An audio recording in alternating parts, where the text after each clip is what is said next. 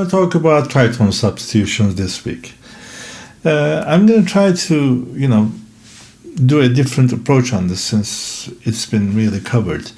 But you have to understand how simple it is and where it's coming from harmonically. As you might have heard before, most important chord tones are third and the seventh of the chord. If you take a regular major 2-5-1, 2 minor 7, 5-7, and 1 major 7, let's say we're in C majors, we're talking about D minor 7, G7, and C major 7. All right? And when we look at G7, we see that third of G7th chord is B, and seventh is F. There is another chord that shares the same tones, the same chord tones, and it's D flat 7. The interval between B and F is a tritone. And same way, the root of G and the root of D flat is also tritone away. It's got that kind of symmetry. They're sharing third and seventh. How do we use that? You have to think about it like this. You're going on the road, and when the cadence time comes, the dominant chord hits, you go to a slightly detour and meet at the same target, okay? So you start with D minor 7, and when the chord progression hits G7, you improvise as if the chord tones were D flat 7. And it sounds good because G7 wants to resolve anyway.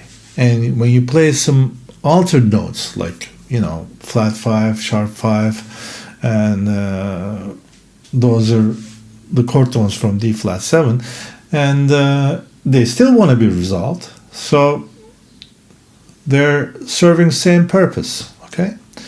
And then at the end, you make the resolution strong, and at the correct place, it sounds perfect. Okay, enough of that theory, and let's hear one line. Here we go.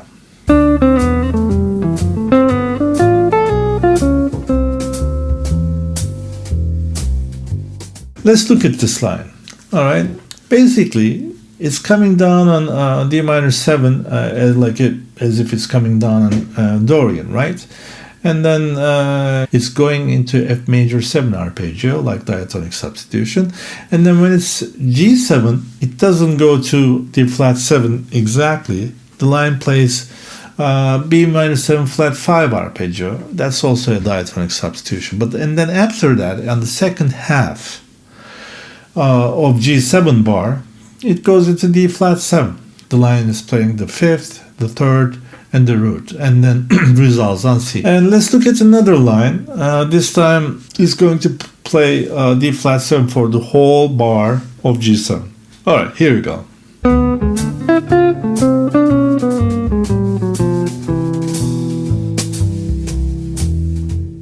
It starts like you're playing D minor 7 and then D flat 7.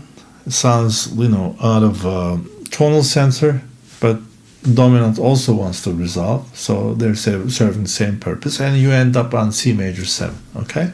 And when you look at the chord tones that are played, it's D flat, C flat, which is B, and then coming down to G altered scale. This is a bit like a modular approach, and this is used a lot in bebop, and it's almost like A flat melodic minor. That's the same as G7 altered scale, okay? You do all the alterations, and that's A flat melodic minor, okay? All right, let's hear another line.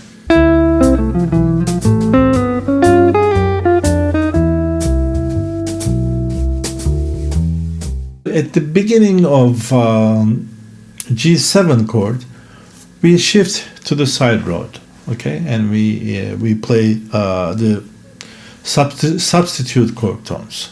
But on the second half of G7 this time, not at the beginning, but on the second half, we go back to G7. It still wants to resolve. I just wanted to show you, and I want to compare this to the first line. In the first line, we had G7 emphasized on the first half of dominance bar, and this time we emphasize G7 again, but on the second half of the dominant chord bar. Okay, and then at the end it resolves to a third of C major 7 with double chromatic approach.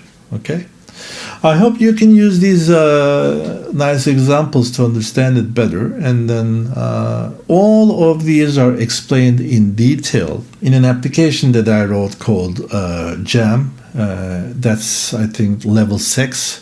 It's got 8 levels present now. It's going to go up to 12, and you can download this application at Apple Store or Google Play Store, and it's got some free lessons in it. And then you can check out this topic under tritone substitutions. Okay, it's got backing tracks and example lines and more in-depth studies. Okay, so don't forget to comment and subscribe. See you guys next week.